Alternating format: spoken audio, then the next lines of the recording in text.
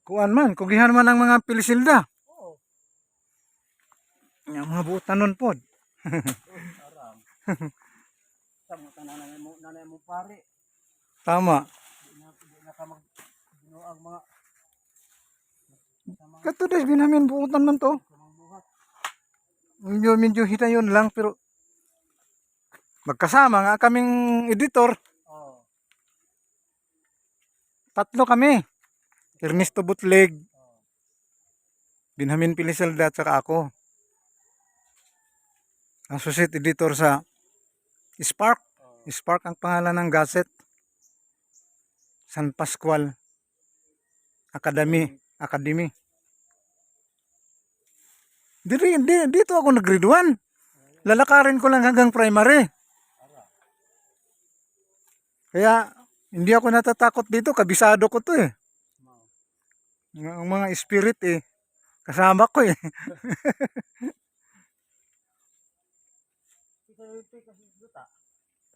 Ha? Kang Kiko man siguro? Oo.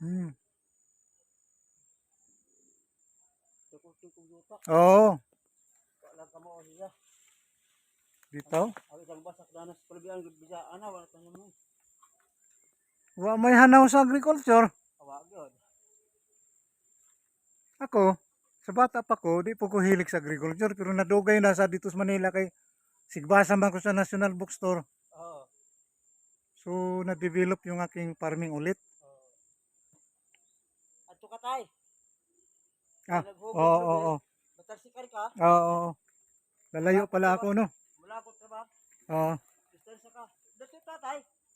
Oo, lagi. Ato, layo. Ika, lalayo ako.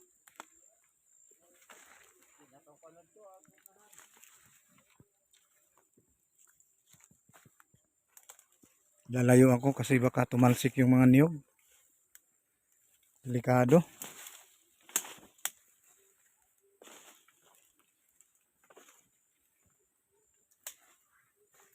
Yun, hanggang dito pa po yung lupain namin eh.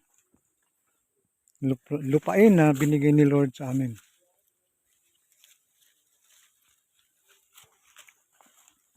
Dito ako lumaki. Grade 1, grade 2. Itong lugar na ito nung araw. Mga kamatis. At saka mga ubi.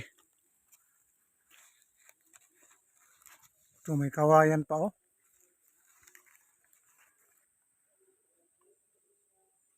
Yung hangganan na yan eh.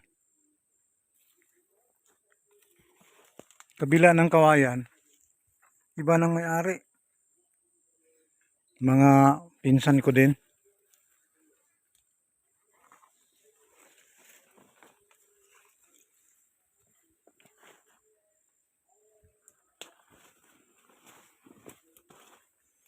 Yun, kawayan din oh.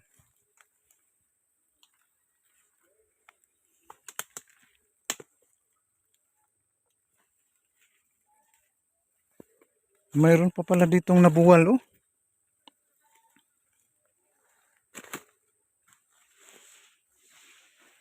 Huh? Ano bang kahoy ito? Antipolo? Antipolo? Yun, bulok na yung isa oh.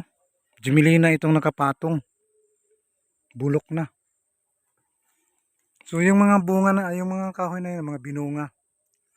Good for firewood purposes only. Yan.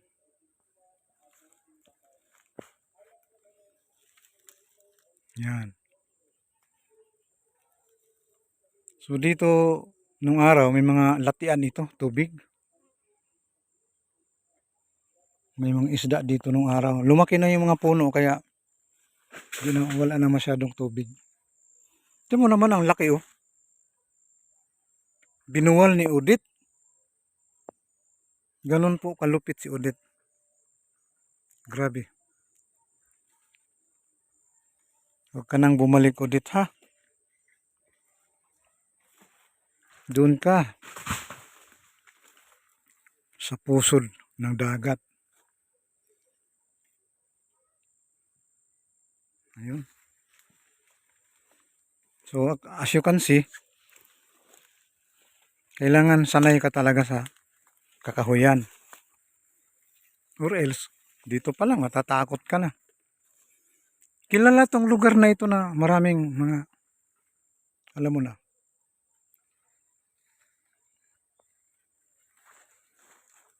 Pero, siyempre, kanina pa, nalangin na tayo sa Diyos. Psalms 91:11. I am sending you my angels to protect you. Kaya, yan, kanina pa rin silang lumayo.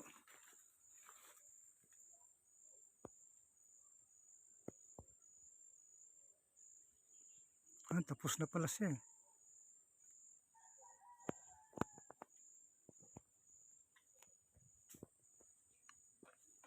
Ngayon ko lang ulit napasok ito for more than 40 years. Yung mga butong na kawayan na yan, sa amin pa yan. Yan. Itong mga kawayan na ito, hindi na. Sa labas na ito.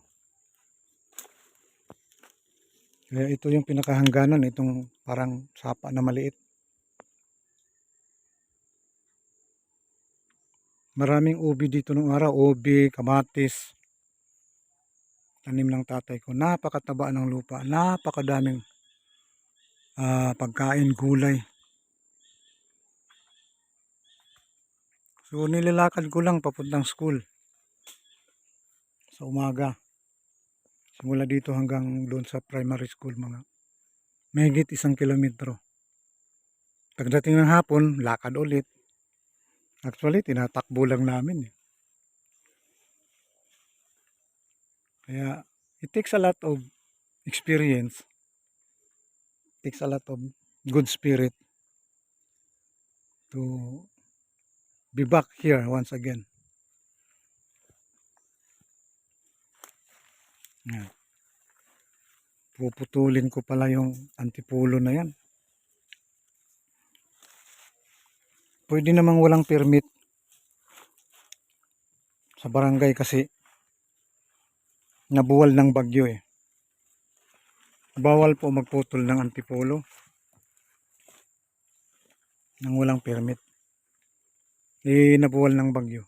Ay okay lang. Ang daming kahoy niyan.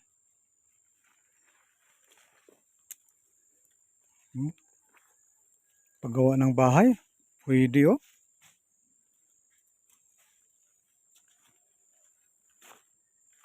Oh.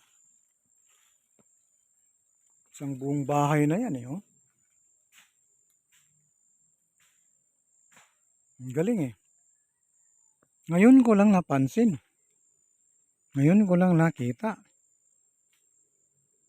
At mabuti hindi rin napansin ng mga illegal mines. Joke lang. Buti hindi pinakialaman kasi alam mo na marami. Wala naman ako lagi dito.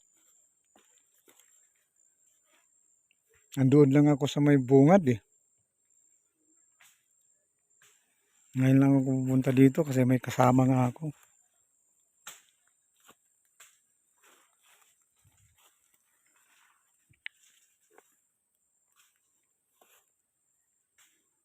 Yan.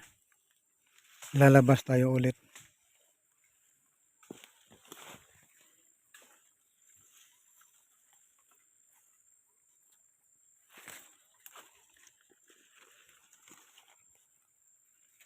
Kung isang bahay lang, kasya na yun. Ito pang mga niyog, napakadami oh. Bahay ng baka. Bahay ng kambing. So, sa bukid, maraming resources. Nasipag lang. Bawal dito ang tamad. Kahit saan naman eh. Kahit saan ka pumunta, bawal ang tamad.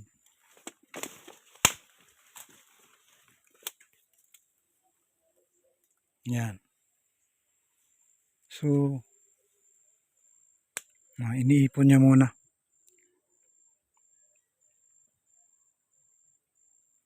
Hanggang dito na lang muna, sa iba naman. Ibang content. Thank you. God bless us more.